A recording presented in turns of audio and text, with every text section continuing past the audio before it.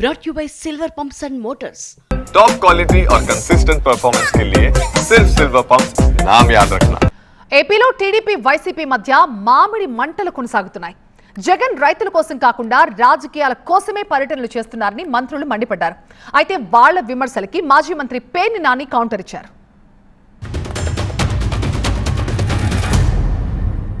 ఇదేదో ఇంత cinema setting పెట్టి ఇంత వ్యవహారం చేసి రైతుకు మేలు చేయాలని చెప్పి ఆలోచనతో వెళ్తే ఇబ్బంది లేదు.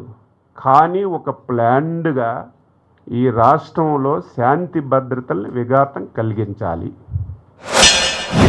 జగన్ గారు వెళ్తేనేమో నీకేం పని, నువ్వు వెళ్ళి ఏం చేస్తావు?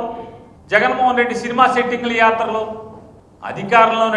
అధికారం లేనటువంటి జగన్మోహన్ రెడ్డి గారు వెళ్తానంటేనేమో అడ్డంకులు సృష్టిస్తారు. పోనీ మీరు వెళ్తున్నారా అంటే మీలో ఒక్కడంటే ఒక్కడు వెళ్ళి చచ్చేవాళ్ళు లేడు. ఆల్మోస్ట్ పర్చేజ్ అయిపోయింది. అన్నమయ్య జిల్లాలో అయితే 99% పర్చేజ్ అయింది. తిరుపతి జిల్లాలో అయితే 98% పర్చేజ్ అయింది. ఒక్క చిత్తూరు జిల్లాలో 80% పర్చేజ్ అయింది. ఇంకా 20% పర్చేజ్ అవుతుంది. శరవేగంతో చేస్తున్నాం.